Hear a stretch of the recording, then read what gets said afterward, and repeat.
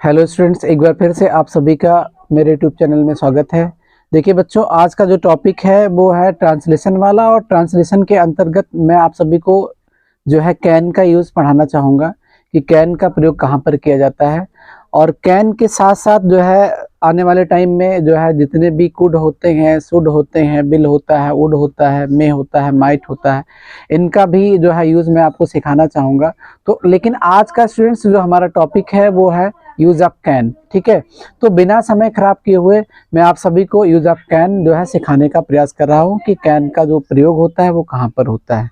ठीक है स्टूडेंट्स, तो आज आप अध्ययन करेंगे यूज ऑफ कैन का। देखिए स्टूडेंट्स, सबसे पहले मैं आपको बता दूं कि ये जो कैन है वो है क्या। देखिए कैन जो है मॉडल ऑक्सिलरीज वर्ब है, और इसका हिंदी में जो अर्थ होता है स्टूडेंट्स होता है सकना। क्या होता है? सकना। ठीक है, देखिए अब इसका प्रयोग कहाँ किया जाता है बच्चों। इसका जो प्रयोग होता है जब किसी हिंदी वाक्य के अंत में आप देखेंगे स्टूडेंट्स सकता है, शक्ति है, सकते हैं, ठीक है स्टूडेंट्स, इत्यादि शब्द आए हुए। सकता हूं भी आ सकता है, इसलिए मैं बोल दे रहा हूं इत्यादि शब्द, है ना, इत्यादि शब्द आए हुए हों। ठीक है, ये पहला कंडीशन है यूज ऑफ कैन का। मतलब अगर वाक्य के अंत में सकता है, सकती हैं, सकते हैं इत्यादि शब्द आए हुए हों। ठीक है, कंडीशन नंबर 2 क्या है बच्चों? कंडीशन नंबर 2 ये है कि ये सभी शब्द अर्थात सकता है, सकती हैं, सकते हैं, ये सभी शब्द वाक्य में क्रिया से सटे हों। किससे सटे हों? क्रिया से सटे हों। ठीक है बच्चों, अब देखिए तीसरा कंडीशन क्या है जो अप्लाई होगा जब आप कैन देखेंगे। तो देखिए तीसरा कंडीशन ये है बच्चों कि जब आप सेंटेंस को पढ़ें तो आपको एक चीज समझ में आना चाहिए, कुछ भाव समझ में आना चाहिए, वो भाव क्या हो। ठीक है, तो जब आप सेंटेंस को पढ़ेंगे, थोड़ा सा अध्ययन करेंगे, तो आपको लगना चाहिए कि सेंटेंस में योग्यता की बात की गई है। अगर योग्यता की बात नहीं है तो फिर क्षमता की बात की गई हो। ठीक है, क्षमता की अगर बात नहीं है तो फिर शक्ति की बात की गई हो। किसकी बात हो? शक्ति की बात हो, है ना। मतलब इन तीनों में से किसी एक का।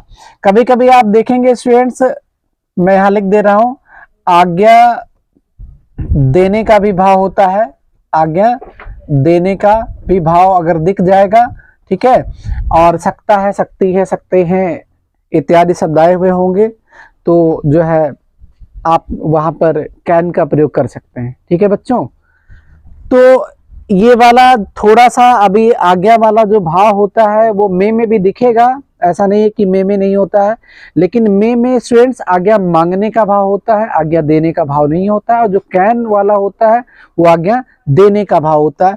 तो इन सब को जो है स्टूडेंट्स हम लोग जो है कुछ एग्जाम्पल्स के माध्यम से समझने का प्रयास करते हैं। तो देखिए स्टूडेंट्स, पहला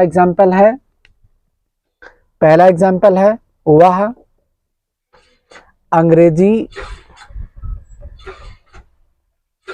पढ़ सकती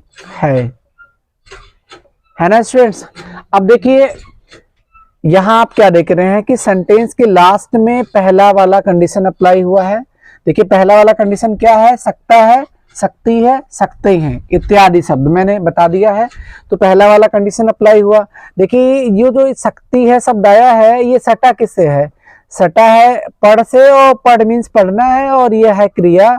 ठीक है, और अगर क्रिया से सटा हुआ आ जाए तो मैंने बताया है कि कैन लगा सकते हैं, तो यहाँ ये कंडीशन नंबर 2 भी अप्लाई हो गया है। और कंडीशन नंबर 3 की अगर हम लोग बात करें बच्चों, तो कंडीशन नंबर 3 क्या है? जब आप सेंटेंस को पढ़ें, सेंटेंस का अध्ययन करें, तो उसमें योग्यता, क्षमता या शक्ति की बात हो। तो देखिए वह अंग्रेजी पढ़ सकती है, तो यहाँ जो बात है वो एबिलिटी की है, योग्यता की है। ठीक है, तो इसमें योग्यता की बात की गई है। तो यहाँ पर कैन का प्रयोग किया जा सकता है। एक और एग्जाम्पल जो है स्टूडेंट्स मैं आप सभी को समझाने का प्रयास करता हूँ, और उसमें देखिए कैन लगेगा या नहीं लगेगा। देखिए स्टूडेंट्स, दूसरा एग्जाम्पल है वह, ठीक है, 50 केजी मीन्स 50 किलोग्राम, है ना, उठा सकता है, उठा सकता है। अब देखिए स्टूडेंट्स, इस सेंटेंस के लास्ट में आप क्या देख रहे हैं कि सकता है आया हुआ है, तो कंडीशन नंबर फर्स्ट अप्लाई हुआ कि नहीं हुआ? कंडीशन नंबर फर्स्ट अप्लाई हो गया। अब देखिए ये सटा किससे है? उठा से, और उठाना वास्तव में है क्या? वर्ब है, और यहाँ कंडीशन नंबर 2 भी अप्लाई हो गया।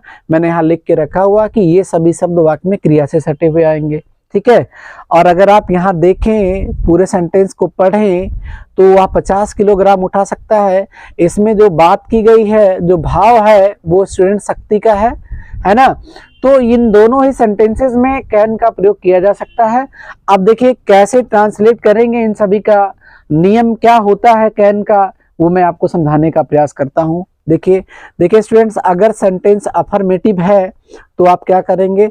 सबसे पहले स्टूडेंट्स आप सब्जेक्ट लिखेंगे, और मैंने आपको बताया है कि जितने भी यूज होते हैं, जो मॉडल एक्सिलरीज वाले होते हैं, जब भी आप इनका जो है अध्ययन करें और अफर्मेटिव सेंटेंस हो, तो सबसे पहले आप क्या करें? सब्जेक्ट की ही अंग्रेजी लिखें, और उसके बाद जिनका आप प्रयोग पढ़ रहे हैं, जिसका आप प्रयोग पढ़ रहे हैं, उसकी अंग्रेजी आपको लिखना है। तो अंग्रेजी क्या लिखना है? वो तो ऑलरेडी अंग्रेजी ही होता है, ठीक है स्टूडेंट्स। तो आप यहाँ क्या करेंगे? कैन लगाएंगे, मतलब कैन का प्रयोग करेंगे। फिर मैंने आपको बताया है कि जिसे वो सटा हुआ हो, कौन? जो पहचान वाला शब्द है, तो पहचान वाला शब्द किससे सटा हुआ है? क्रिया से। तो आप यहाँ पर लिखेंगे क्रिया के फर्स्ट फॉर्म की अंग्रेजी, उसके बाद ऑब्जेक्ट की अंग्रेजी लिखेंगे स्टूडेंट्स। अगर कोई अदर वर्ड आया हुआ है तो आप अदर वर्ड की अंग्रेजी लिखेंगे। अगर यही सेंटेंस नेगेटिव में आ जाए, ठीक है स्टूडेंट्स, तो नेगेटिव का नियम कैसे बनेगा? देखिए नेगेटिव का नियम ऐसे बनेगा, सबसे पहले वापस आप सब्जेक्ट की अंग्रेजी लिखेंगे, सब्जेक्ट के बाद आपको कैन लिखना है स्टूडेंट्स, कैन के बाद आपको नॉट लिखना है। थोड़ा सा मैं आपको बता दूं कि कैन और नॉट दोनों आप एक साथ लिखिएगा, है ना।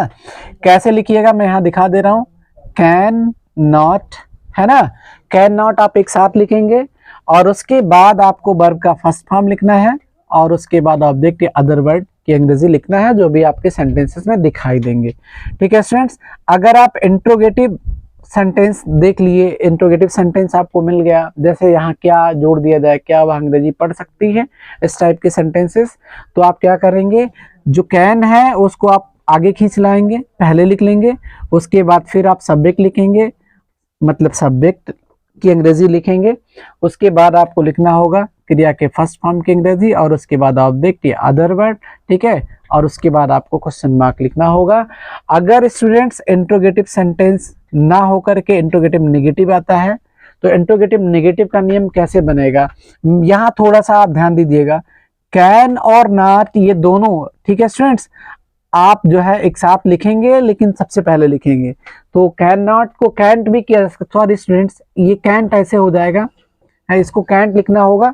उसके बाद आपको क्या करना होगा? सब्जेक्ट लिखना होगा, उसके बाद मेन वर्ब का फर्स्ट फॉर्म, उसके बाद ऑब्जेक्ट, और फिर क्वेश्चन मार्क लगाना होगा। बीच में अगर कोई क्वेश्चन वर्ड आता है, क्यों, कब, कैसे, कहाँ, ठीक है, तो उनकी अंग्रेजी आपको सबसे पहले लिखनी होगी, और वो इंट्रोगेटिव या इंट्रोगेटिव नेगेटिव में ही आएंगे, ठीक है। तो चलिए आप इसको जो है ट्रांसलेट करिए, जो आपके पास जो है एग्जाम्पल नंबर 1 है और एग्जाम्पल नंबर 2 है। तो देखिए वह अंग्रेजी पढ़ सकती है, नियम देखेंगे अफर्मेटिव का लगेगा कि निगेटिव का। तो देखिए सेंटेंस जो है ये अफर्मेटिव है, ठीक है, तो जाहिर सी बात है नियम जो लगेगा वो अफर्मेटिव वाला लगेगा। तो आपको क्या लिखना होगा? सबसे पहले सब्जेक्ट की अंग्रेजी, तो सब्जेक्ट क्या है? वह, सब्जेक्ट वह ही है ना, तो आप सी लिखेंगे, क्योंकि यहाँ शक्ति है लिखा हुआ है, फीमेल है। उसके बाद क्या लिखना है? नियम कह रहा है कि आप कैन लिखें, है ना, तो आप यहाँ पर क्या करेंगे स्टूडेंट्स? कैन लिखेंगे। क्या लिखेंगे? कैन हो गया। उसके बाद क्रिया का फर्स्ट फॉर्म, तो देखिए यहाँ क्रिया जो है स्टूडेंट्स, यहाँ क्रिया क्या है? पढ़ना है, तो पढ़ने का फर्स्ट फॉर्म आप लिखेंगे, तो पढ़ने का फर्स्ट फॉर्म होता है रीड, है ना। और उसके बाद क्या लिखना है स्टूडेंट्स? ऑब्जेक्ट। तो ऑब्जेक्ट कौन है इसमें? अंग्रेजी है, तो अंग्रेजी का जो इंग्लिश होता है वो इंग्लिश ही होता है ना। तो ये बन गया सी कैन रीड इंग्लिश, है ना।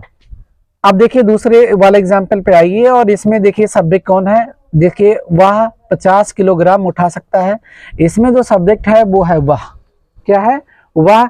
और यहाँ देखिए सकता है या हुआ, तो यहाँ मेल है ना, तो आप यहाँ लिखेंगे ही। ये अभी भी अफर्मेटिव सेंटेंस ही है, तो वापस क्या करेंगे, आप कैन लिखेंगे, है ना।